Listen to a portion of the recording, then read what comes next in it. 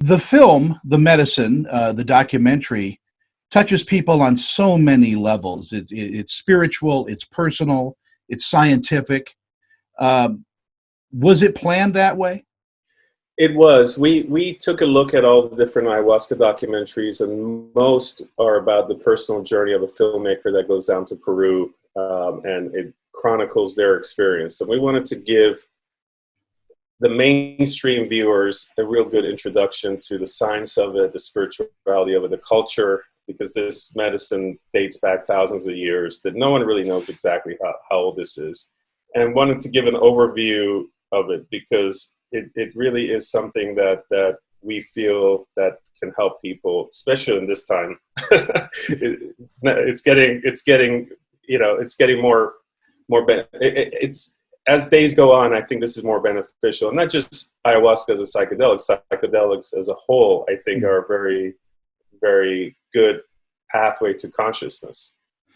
Yeah, there's kind of a rebirth in the science, the psychological science of microdosing and getting in touch with some kind of ethereal portion of the human spirit that I think is becoming more and more mainstream.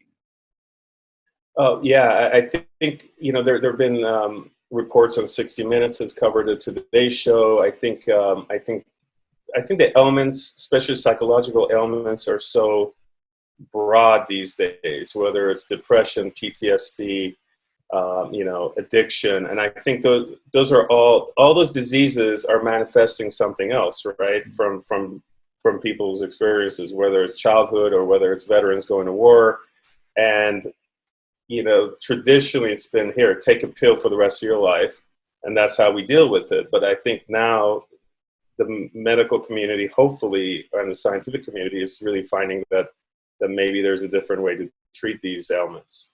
But the people that you sought out in the documentary, and particularly the shaman in South America, I mean, says that it takes maybe 40 or 50 years to really understand this medicine if you're taking it. This is not a, take one and your arthritis is cured. This is a process of changing yourself spiritually, changing yourself mentally to prepare for the ayahuasca. Absolutely. I think it's, I just want to tell your viewers that it's not all fun and games. It's really, and you don't take ayahuasca to trip, you take it to heal. And I think that for me personally, I wasn't a believer in God per se prior to taking it. And now I know there's a universe, there's something beyond this life, and that's really a direct result of experiencing it. I mean, there's some things that happen during an ayahuasca ceremony that you just can't explain, and then it's up to you to come back home and see how you can integrate what you've learned into your everyday life. And there are some real insights come through there through these ceremonies. And again, I think it's the same for other psychedelics, but ayahuasca has a different regimen to it. It's a ceremony, and it's done in a ceremonial setting with a shaman who holds the space. And I think it's and like I said, I was telling you prior, it's been done for thousands of years, and now it seems like it's taking off in the West. In putting together something like this, I mean, this is a massive undertaking. Any documentary is that's of worth. How did you find Carrie? How did you find AnnaLynne? Well, they're friends of ours, and it was very simple to, I think the reason AnnaLynne did this documentary is because she saw the changes that had happened in myself and Coletta Betty, the other producer. And especially when I told her that, hey, now I believe in God, she's like, whoa, wait a minute here. You've really, changed your belief system. And I think that was the opening for her to try it. And she's not shy about telling the world about her problems in the past, and she does in the documentary. And she saw it as a way to maybe try and heal. Carrie, I thought, was very interesting because of the whole CTE angle, because they say that ayahuasca regenerates brain cells spontaneously. And I think that's what made him really curious. And I think he explains in the documentary, you know, he's got to be this tough guy as a football player. And maybe we don't need to be that tough guy all the time, you know. And I think he's used that medicine, and it's for him specifically, it's changed his life. When you're producing something like this, and you kind of touched on this, I mean, you yourself as the producer, director, you know, the force behind the documentary, this was a life-changing event for you. Is this more life-changing than any other thing you've attempted? It is. I think I was living in a different paradigm before doing this medicine, and I think it's changed me. It changed me profoundly from day one. And meaning I stopped drinking hard alcohol. And you know, some people may say I was on the path of having problems, right? I didn't see it at the time, but it was spontaneous. After the first session of ayahuasca, I quit drinking hard alcohol, and it wasn't an intention going into it. It just rewired my brain where I had no attraction to it. And that in itself is profound. But I've had many profound experiences, including just how I look at the world. And that's why I think this is so important these days, psychedelics in general. And again, I don't know how much traction we're going to get with psychedelics. I think the last time in the 60s that there was any traction, it got shut down pretty hard. But I think there's more and more mounting scientific evidence that I think a lot of attention is coming to it. This is across the board too. It's not just ayahuasca. I mean, we have woke up to cannabis and its benefits. We've woken up to mushrooms and their benefits when taken, you know, responsibly. My worry is, and you kind of hinted at it in the documentary, is that you know, what happens when big pharma steps in. Yep. You know, it becomes more potent. It becomes not the drug that nature placed there. No, absolutely. I think, as we've seen in many cases, I think big business has a different agenda, and if the agenda may or may not be healing people, and I think that that's a big concern. Having said all that, I think that you know, I think the old guardians of this will try and protect this as much as they can, and as long as they can. And for me, what was interesting is that the reason they brought the medicine to us is the elders, this is the story anyway, the elders decided that we needed it. We needed it because we're destroying the environment, we're destroying ourselves. And they had guarded this medicine for many years. Mm-hmm. And 10, 15, 20 years ago, the elders decided that it's time that it got brought out, because they saw their environment getting destroyed based off of what we're doing up here. And the interesting thing is, and the thing is that they brought it without judgment, or they brought it to us with a lot of love. And that's the thing that you will see. Like these shamans they don't see race, they don't see color. They're unbelievable. Majority, I can't say all of them, right? You know, but the ones that I've met, and specifically Taita Juanito, he's pure, super pure. I mean, I think he's the least human I know, in how pure he is. Well, he himself in the documentary states that we all have to go through an evolution because this medicine was hidden, because this medicine was taken away.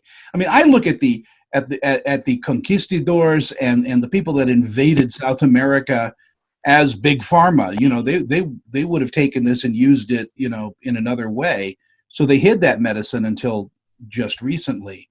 But I think the fear is still there that this is going to be touted as something that, you know, without the education behind it, is going to be devastating for the environment there and for those people.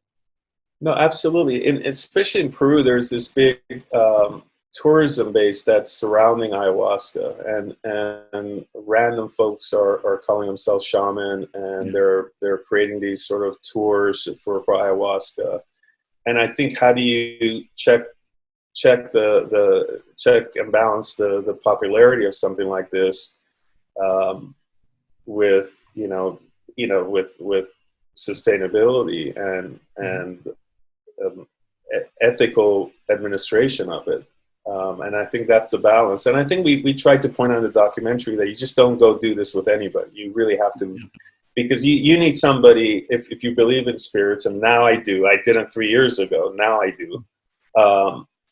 You have to be in a safe space, because the shaman is the conduit to the spirit world, and you want the good spirits to come in.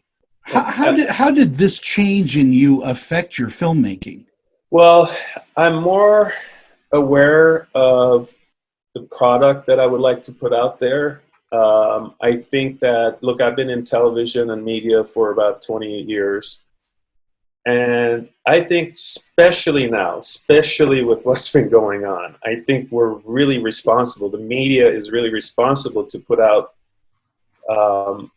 content that is beneficial to humanity, which is educational and not just entertainment. I'm not saying don't be entertained, right? But I'm saying there's got to be a balance, because I do think we've gone to a point where we've stopped really thinking and about stuff. Logistically, this was not an easy thing to do either. I mean, to me, I think anytime I leave my house is a problem with a camera. But you're in South America. Tell me a little bit about that process, because that's got to be just horrible on days. Yeah, look, when we shot in the Amazon basin, I tell you, I've never sweated so much, and it was really super difficult. And we had to hike to places, to the fields where they shot it, and we spent the night out literally in a shack in the middle of the jungle. There's not much jungle left, which is another thing that was very surprising to me. When we got to Putumayo, and the plane was landing, I was expecting this lush Amazon basin, and it was all pastures and everything had been cut down. And even at night, I'm like, I didn't hear that many animals. I was very excited, because I'm thinking, okay, well, I'm going to the jungle. I've always wanted to go do something like this. And I asked Taito Juanito, he goes, oh, we ate all the animals. Literally, that was it. Wow. Like literally. And that's his thing. It's like he's trying to buy land and try and sustain as much of the greenery down there, and it's a battle between the mineral companies that are going there, the jungles that are being cut down for cows, and it's for cattle. It's devastating. You can't punch nature in the eye and not expect her to punch back. Yeah, we've been doing a good job of punching it. Years ago, back when the world was very new, I used to read a series of books by Carlos Castaneda about the adventures of a gentleman that he called Don Juan, who was into psychedelic mushrooms. And that opened for a time the dialogue of using psilocybin and things like that in therapy, which they're getting back to. Is ayahuasca now being considered in psychotherapy as well? Yeah, they've done a lot of studies on it. I think psilocybin is more in favor. I think the accessibility of it and the ease of it. It seems to me, on a one-on-one session, or MDMA, psilocybin, even they're trying LSD. Those type of psychedelics are more in favor with the medical community right now. And this is more on a cultural, shamanic level, if you will. But I do know there have been some studies, and we interviewed, we interviewed somebody in the documentary who's been studying it for at least 20 years. And the interesting thing to me is, like, they know what this will do to you, but they just don't know how or why. Yeah, that part of it is just astounding to me, because when you have, as you say, hundreds of millions of plants in a forest, and you're in a rainforest, and the only two that can be mixed together with this effect is found somehow. Was it trial and error, or was it a gift? Yeah, that was one of the initial, questions that I had. Or I was intrigued by it, because there's just no way of explaining it. And then when you talk to Taita Bonito and says, "Look, the spirits came down and told us," in a crazy way, I believe him. There's no other way. Yeah. There's no other way. And the plants don't grow side by side either. It's you have to find them and put them together. Yeah, absolutely. And how is it that all the different tribes in Brazil, Ecuador, parts of Venezuela, parts of Bolivia, Peru, and Colombia are doing the same thing, but a little bit differently, a little different mixture? It's for thousands of years. I don't think the far reaches of Brazil were communicating with, I don't think they had fax machines back then or email. So I think they all, on their own, were given this message somehow. Now, the medicine, the documentary is available on all VOD platforms now, or? It's coming on July 7th of 2020. So we're very excited to finally get it out. Yeah, and that process is probably harder than the making of ayahuasca, because getting any film, to a distributor and all of that is kind of a journey in itself. So tell me a little bit about that. Well, yeah, we feel we made a great documentary and put our hearts into it, and we had really a hard time getting it noticed. So we self-distributed for a little bit, almost like a pre-release. And then we got fortunate enough to through one of my partners who has a long-standing relationship with this company called 1091, formerly Orchard, and they saw it, and I think they liked it and they took it on. But I think the subject matter in itself is hard for some folks to understand. But I think that the documentary is, well made enough. I think that they liked it, and they're taking a chance on it. So we'll see. Well, it's an educational documentary. I think if you don't know anything about ayahuasca, I think this is a great explanation of what it is, where it came from, and how it's being used and looked at. I think it covers all those bases beautifully. Yeah, no, thank you. I think it took us a long time to edit it. I think that was the toughest part, because we wanted to get the messaging right. We wanted to do good for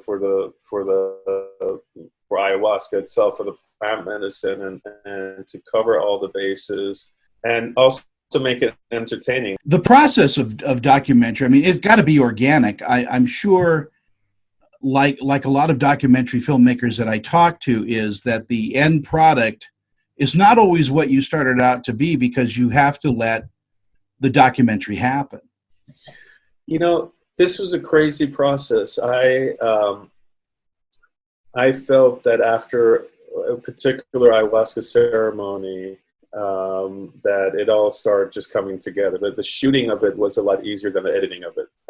It just came together, and I was at Rhythmia, and I was doing the ceremony, and the guy just whispered in my ear. He said, the shaman who works with Taita, he goes, "Look, now that you're doing this documentary, you're the caretaker of this medicine. I'm going to give you a different kind of medicine." And he literally was whispering all these things, and then I was doing the healing process. And literally the next day I woke up and I started emailing and lining things up. And it literally was, this is your task, and you need to go do it. Wow. I mean, that doesn't happen usually. No. Most of the shows I work on, it's hard to get up in the morning to get to work. Yeah. But again, I think people are going to appreciate this documentary. It's a different kind of look at something than just a flat, let's be really objective. I mean, you're really immersing yourself and your subjects into this kind of change, this journey. I don't know what to call it yet, and that's a good thing, because it isn't a pigeonhole type movie. No, it's not, and we wanted to do something different, especially because there are a lot of ayahuasca documentaries out there, and I can't say that I love a whole lot of them because of that whole aspect of, I don't think it should be about the filmmaker. I think it should be about the subject, right? Yeah. So, and I felt a lot of them were, I get it. You go there, you throw up. There was a grainy green footage of it, and it just wasn't that interesting. We wanted to make it more about the culture, history, science, and spiritual side of it. Again, you captured all of that. I think it's just a really wonderfully watchable documentary, and again, you can't help but learn something even about other cultures. I mean, here's this guy that lives in the forest and yet knows everything there is to know about our culture. I mean, it's really kind of scary. He even jokes about movies and things like that. What an interesting human being he is. He really is. He's so intuitive, and I think it goes back to, like, people's problems are pretty much universal, right? We're all pretty much the same, and that's the thing. This is why it's a little bit of a challenging time. Like, we all want to feed our families and love our families and be loved, and I think he kind of breaks it down and goes to the core of it, of just really what it is. It's all about loving, and that love isn't just for people close to you. It's love for humanity and nature and the planet, and the indigenous people are so much more in tune with nature than we are up here. And we look at that and go, boy, I wish I could be that way. And he says, well, you can. Just you got to give up some things to get some things. Yeah, it's the programming. We've been programmed for decades, right? And it's just shedding that programming is what I think these medicines are for. And it's not just these medicines. I mean, meditation, yoga, there are all kinds of things, breath work, there are all kinds of things, that you can do, but we're trying to reprogram ourselves to look at life a little bit differently and lose judgment and put out love. And it's weird. Like, it's such a simple concept, it's like, and it sounds corny, but in one of my experiences, it's just like, the feeling was like, all you really need is to a little bit of love. That's all you kind of need. You know, everything else is noise. True. Your flat screen TV, your car, that's all noise. In fact, it's a fence that keeps you from experiencing real love because you're so involved with the material, you don't see the ethereal. Absolutely. And I think that's by design. That's the design of our society. Yeah. Is there anything that's left on the table that you would like to go back and revisit in another film?